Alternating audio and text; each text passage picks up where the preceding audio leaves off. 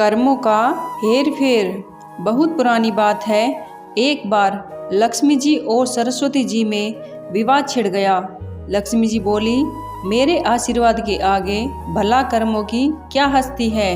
परंतु सरस्वती जी अपनी बात पर अड़ी रही कि हर एक को पिछले कर्मों का फल भोगना ही पड़ता है। दोनों में बहस छिड़ गई और अंत में लक्ष्मी जी ने कहा, हम दोनों चलकर लक्ष्मी के मंदिर में मूर्ति के पीछे छिप जाएं। वहाँ जो कोई भी धन की इच्छा लेकर सबसे पहले आएगा, उसको मैं अपनी इच्छा अनुसार धन दूंगी।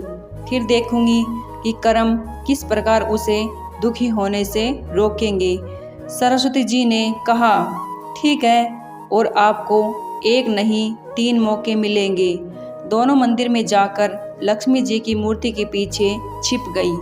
मंदिर के पास ही अनवर नाम का एक गांव था। इसमें बलराम नामक एक लकड़हारा अत्यंत गरीबी में अपने दिन काट रहा था। उसकी पत्नी का नाम सुनीति था।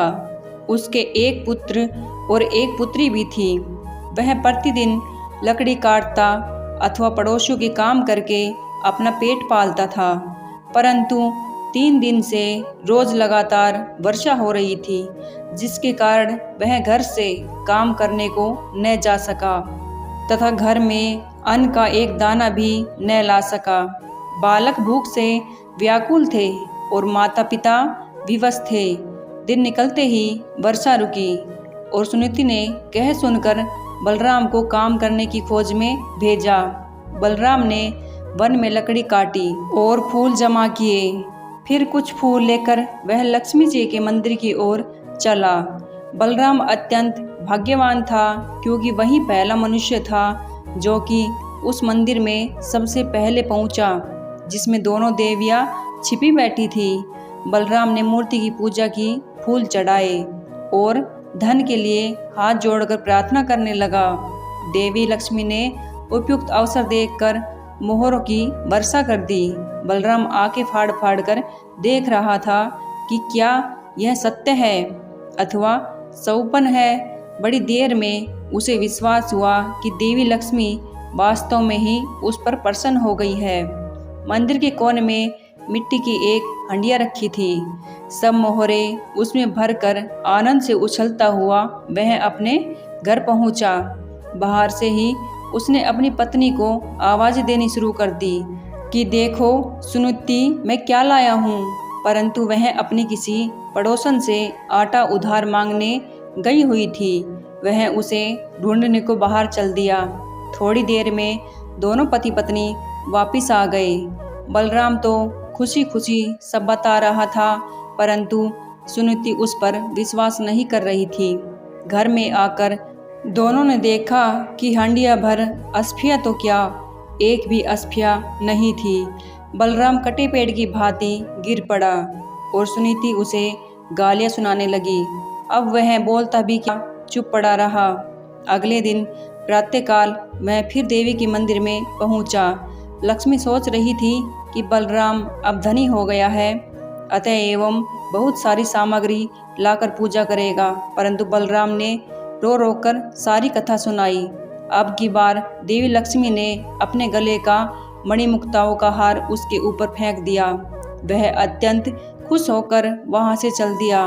रास्ते में उसे ध्यान आया कि कल उसने धन मिलने पर निर्मल जल में स्नान करके पूजा नहीं की थी। शायद इसलिए उसका कल वाला धन खो गया होगा। यह सोचते ही वह सरोवर पर जा पहुंचा और हार को कुर्ते की जेब में भली भांति बांधकर कपड़े जल के किनारे रख दिए और नहाने को घुस गया। जब वह सूर्य की ओर मुंह करके उसे जल दे रहा था, कपड़ों की ओर उसकी कमर थी। हार जरा सा जेब में से चमक रहा था। मछली उसे कोई खाद्य वस्तु समझकर चट से निगल गई। इधर बलराम स्नान से निवृत्त होकर आया तो हार को गायब देखकर रोने लगा। सब जगह उसे हार ढूंढा, पर वहाँ हार नहीं मिला। घर पहुंचकर उसने रोते रोते अपनी पत्नी को सब हाल सुनाया, परंतु उसने विश्वास करने के बजाय और उसे 4 बातें सुना दी। अगले दिन बलराम फिर देवी के मंदिर देर से पहुंचा। लक्ष्मी जी सरस्वती जी से कह रही थी, देखो आज बलराम नहीं आएगा, अब वह अमीर हो गया है। यह मनुष्य बड़े धूर्त होते हैं, परंतु कुछ ही क्षण पश्चात बलराम रोता हुआ आ पहुंचा और आकर सब हाल सुनाने लगा। देवी लक्ष्मी देवी सरस्वती से कहने लगी, यह मनुष्य बड़ा मूर्ख मालूम होता है। सरस्वती बोली, मूर्ख नहीं है, इसके बुरे कर्मों का चक्कर अभी समाप्त नहीं हुआ है। लक्ष्मी जी चिढ़कर बोली, फिर वही कर्म चक्र? अच्छा, अब की बार इसको बड़ा कीमती एक छोटा सा पत्थर दूंगी, देखे इसे कौन लेता है। ऐसा कहकर उन्होंने एक छोटा सा मूल्यवान पत्थर उसके आगे फेंक दिया। बलराम ने उसे तुरंत उठा लिया और आंखें फाड़ फाड़ कर देखने लगा। अब वह उसे मुट्ठी में दबाए घर की ओर भागा। उसे सुनीति के पास पहुंचने की जल्दी थी। आधे रास्ते आकर वह मुट्ठी खोलकर देखने लगा कि कहीं अमूल्य पत्थर हाथ में से गायब तो नहीं हो गया। पत्थर लाल लाल चमकते देखकर एक चील उसे खान की वस्तु समझकर उसे एक झपाटे से छीन कर ले गई। अब तो बलराम सर पीट कर रह गया। उसने घर जाकर अपनी पत्नी को सब कुछ बताया और चुपचाप जाकर लेट गया। उसे ऐसा लेटा देखकर सुनीति का हृदय भर गया तथा वह उसे खोए हुए धन के लिए सांत्वना देने लगी। अगले दिन वह मंदिर न जाकर मजदूरी करने को चला गया, क्योंकि सुनीति को ऐसी ही इच्छा थी।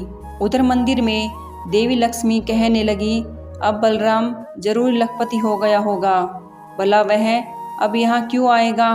परंतु सरस्वती बोली, नहीं बहन, ऐसा नहीं हुआ, वह अभी भी उतना ही गरीब है और शाम को उसके बुरे कर्मों का प्रभाव समाप्त होगा, तब वह अवश्य ही लखपति बनेगा। शाम को बलराम को 8 आने मिले। उसे वह आटा, नमक, तेल तथा मछली आदि खरीदकर घर चला।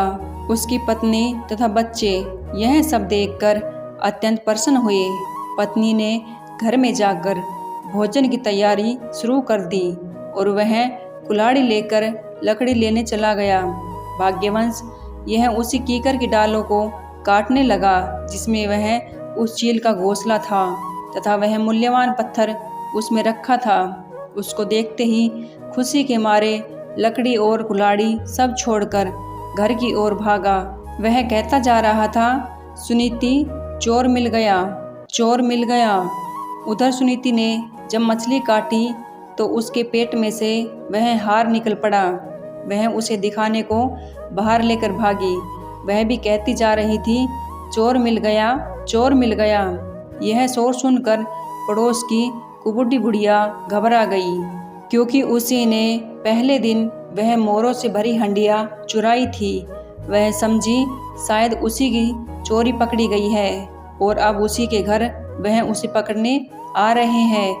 वह चुपके से उस हंडिया को उसी कोने में रख आई। घर आकर दोनों चकित रह गए, क्योंकि उनकी तीनों चीजें मिल चुकी थी। अब वह लखपति क्या करोड़पति बन गए तथा सुखपूर्वक जीवन बिताने लगे। दोस्तों, वीडियो अच्छी लगी हो तो प्लीज़ वीडियो को लाइक और चैनल को सब्सक्राइब ज़रूर करें। मिलते हैं अगली वीडियो में। धन्यवाद।